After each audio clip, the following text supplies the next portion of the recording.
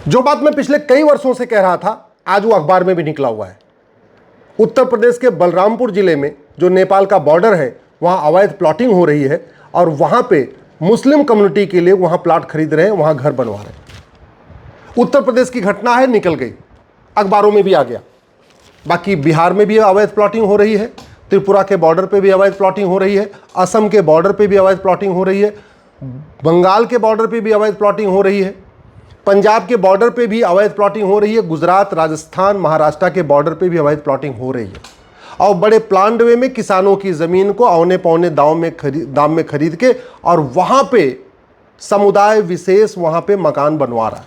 यहाँ पे जो घटना आई है बलरामपुर में, यहाँ पे गोंडा बहराइच बस्ती के अलावा नेपाल के मुसलमान आके प्लॉट खरीद रहे हैं।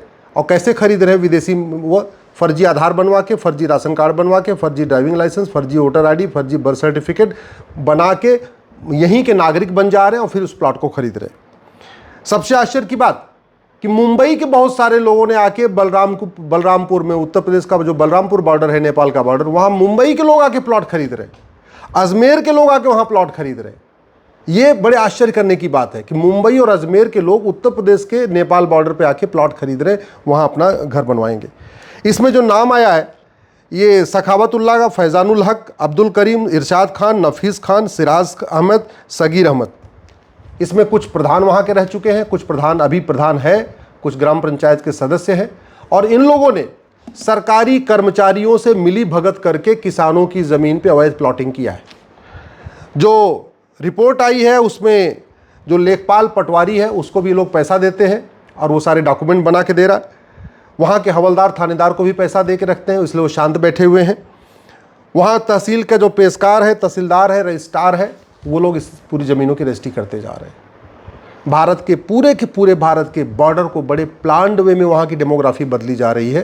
पहले घुसपैठियों को अंदर लाया जाता है, फिर घुसपैठियों का कागज़ बनवाया जाता है, फिर वहाँ पे ज़मीनों की प्लॉटिंग होती है और फिर घुसपैठियों के मकान बनाए जा रहे हैं। और नतीजा ये है, चाहे उत्तराखंड का बॉर्डर हो या पंजाब का बॉर्डर हो या उत्तर प्रदेश का बॉर्डर हो या बिहार का बॉर्डर हो या असम का बॉर्डर हो या बंगाल का बॉर्डर हो, हर जगह पूरे बॉर्डर पे घुसपैठिए बाकायदा भारतीय बनते जा रहे हैं। फर्जी डॉक्यूमेंट बनवा के, प्लॉट खरीद के, उसके ऊपर उनकी मकान भी बनते चले जा रहे हैं। फंडिंग खूब आ रही है। और ये छांगुर जलालुद्दीन भी बलरामपुर का ही है। ये छांगुर जलालुद्दीन जिसका 600 जिलों में नेटवर्क चल रहा था, जिसने 5000 गुर्गे पाल रखे हैं लब जिहाद करने के लिए, ये भी वहीं बलरामपुर का रहने वाला है। योगी जी की सरकार आ गई, इसलिए छांगुर जलालुद्दीन पकड़ा गया। हो सकता है कोई सेकुलर सपा की सरकार होती, तब तक छांगुर जलालुद्दीन हो सकता है सांसद बन जाता या विधायक बन जाता, मंत्री बन जाता। अभी तो जेल में चला गया। ऐसे ही गिरोह आगरा से पकड़ा गया, योगी जी की सरकार आई इसलिए योगी जी ने पकड़वा लिया। नहीं तो हो सकता है ये अब तक हुआ। और ये जो घटना आई है, ये कोई आज प्लॉटिंग नहीं हो रही है, वर्षों से प्लॉटिंग हो रही है, लेकिन पिछली सरकारों ने कुछ नहीं किया। अब योगी जी की सरकार आई है, तब पता चला है कि ये जो उत्तर प्रदेश का बॉर्डर वाला एरिया है, नेपाल का बॉर्डर, वहाँ अवैध प्लॉटिंग करके ज़मीनें बेची जा रही हैं और लोग वहाँ घुसपैठियों को बसा रहे हैं और घुसपैठिए वहाँ बसते चले जा रहे हैं। सवाल ये है, ये लेखपाल पटवारी, ये थानेदार हवलदार, ये रजिस्ट्रार, ये पेशकार, ये तहसीलदार, जिनको इन जिहादियों के खिलाफ कार्रवाई करना था, ये उसके भागीदार क्यों बन गए? जैसे बलरामपुर कोर्ट का जो एक वहाँ पे क्लर्क था, वो खुद ही उसकी मदद कर रहा था, फर्जी केस करवाने में मदद कर रहा था। क्यों कर रहा था? पैसा ले रहा था। अल्टीमेटली ये सारे जितने लेखपाल पटवारी, तहसीलदार, पेशकार, रजिस्ट्रार काम कर रहे हैं, ऐसे लोगों की मदद कर रहे हैं। क्यों कर रहे हैं? पैसे के लिए। भारत बर्बाद हो जाए उनको कोई फ़र्क नहीं पड़ता, उनको पैसा चाहिए। देश बर्बाद हो जाए, देश की डेमोग्राफी बदल जाए, भारत पे घुसपैठिए कब्जा कर लें, यहाँ आतंकवाद हो जाए, यहाँ बम फूटे, यहाँ धर्मांतरण हो, यहाँ घुसपैठ हो, जनसंख्या विस्फोट हो, लब जिहाद हो, लैंड जिहाद हो, भ्रष्टाचारियों को इससे कोई फर्क नहीं पड़ता। भ्रष्टाचारियों को केवल माल पानी चाहिए, उनको सोने की चेन बनवाना है, उनको बड़े बड़े मकान खरीदना है, उनको फार्म हाउस बनाना है, उनको लग्जरी गाड़ियाँ खरीदनी है, उनको बच्चों को विदेशों में पढ़ाना है। ये सब कर रहे हैं केवल और केवल पैसे की खातिर, देश के साथ गद्दारी कर रहे हैं। और ये गद्दारी इसलिए कर रहे हैं क्योंकि हमने भ्रष्टाचार को देशद्रोह घोषित ही नहीं किया। ये मेरे पास ये भारतीय न्याय संहिता है, आज तक इसमें हमने एक चैप्टर नहीं जोड़ा ऑफेंस रिलेटिंग टू करप्शन, इसलिए भ्रष्टाचार चल रहा है। जबकि अमेरिका का जो फेडरल पिनल कोड है, इसमें ऑफेंस रिलेटिंग टू करप्शन है। हमारे यहाँ जो हमने भारतीय न्याय संहिता बनाई है, पहले आईपीसी थी, उसमें ऑफेंस रिलेटेड टू करप्शन नहीं है। अब आप कहेंगे अच्छा करप्शन के लिए अलग से कानून है। अरे अलग से कानून है, प्रिवेंशन ऑफ करप्शन, वो भी तो सड़ा हुआ है। ऐसा घटिया, ऐसा सड़ा हुआ कानून कि 70,000 करोड़ का कॉमनवेल्थ घोटाला हो गया, 1,76,000 करोड़ का 2G घोटाला हो गया, 1,86,000 करोड़ का कोयला घोटाला हुआ, किसी को सजा नहीं हुई। ऐसा सड़ा हुआ कानून है। ऐसे सड़े हुए कानून को लेकर क्या करेंगे हम? ये भ्रष्टाचार राष्ट्र की सुरक्षा के लिए खतरा है। और ये देख लीजिए, ये लेखपाल, पटवारी, हवलदार, थानेदार, पेशकार, तहसीलदार, रजिस्ट्रार मिल के वहां गद्दारी कर रहे हैं, राष्ट्र की सुरक्षा के लिए खतरा पैदा कर रहे हैं। लेकिन इन घूसखोर कर्मचारियों के खिलाफ एनएसए नहीं लग सकता। क्यों? क्योंकि हमने नेशनल सिक्योरिटी एक्ट में भ्रष्टाचार को राष्ट्र की सुरक्षा के लिए खतरा घोषित ही नहीं किया। ये देश की एकता अखंडता के लिए खतरा पैदा कर रहे हैं। और जो देश की एकता अखंडता के लिए खतरा है, उससे निपटने के लिए हमारे इस बीएनएस में एक प्रावधान है, सेक्शन 152।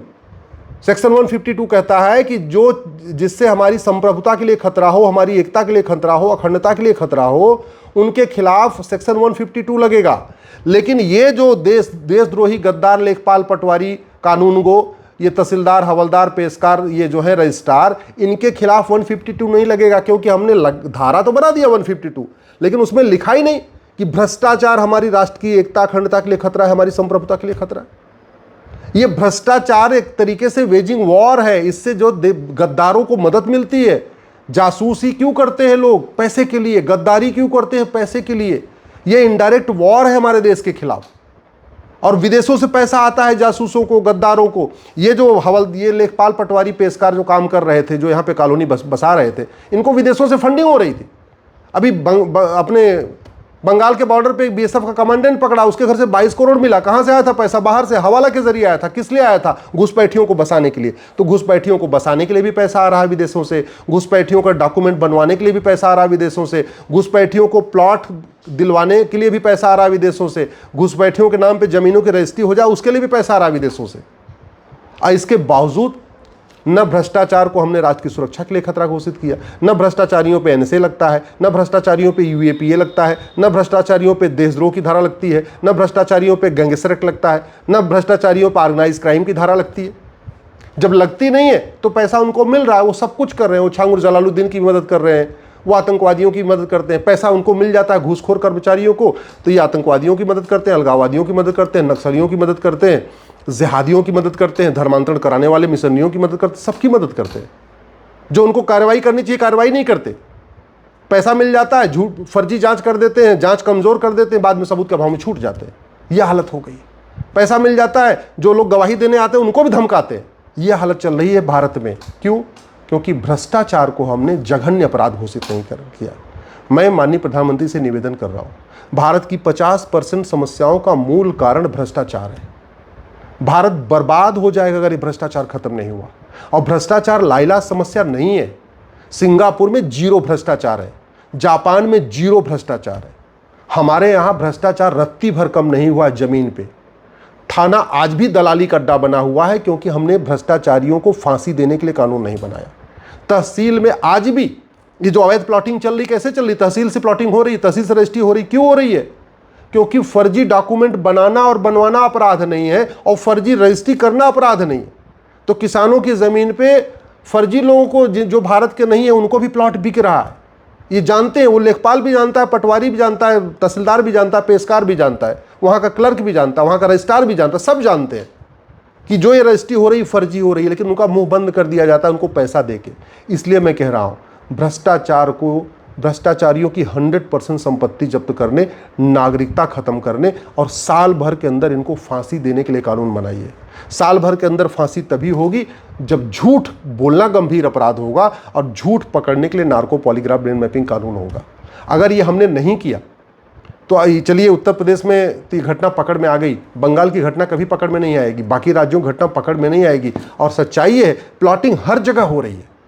वो पंजाब के बॉर्डर पे भी अवैध प्लॉटिंग हो रही है, उत्तराखंड के जंगलों पे कब्जा होता चला जा रहा है। क्यों? और कब्जा कौन करवा रहे हैं? वो फॉरेस्ट डिपार्टमेंट के कर्मचारी कब्जा करवा रहे हैं। फॉरेस्ट डिपार्टमेंट कर्मचारियों को पता है कि ये बाहर का बंदा आके यहाँ जंगल में बैठ गया, फिर भी वो कुछ नहीं करता। क्यों? उसको कुछ पैसा मिल जाता है। ये भ्रष्टाचार खोखला कर रहा है देश को, ये भ्रष्टाचार हमारी पूरी नींव को कमज़ोर कर रहा है। भ्रष्टाचार ख़त्म नहीं हुआ तो भारत बर्बाद हो जाएगा। इसलिए भ्रष्टाचारियों का नार्को पॉलीग्राफ ब्रेन मैपिंग करने, इनकी 100% संपत्ति जब्त करने, इनकी नागरिकता ख़त्म करने और इनको फांसी देने के लिए कानून बनाना बहुत ज़रूरी है।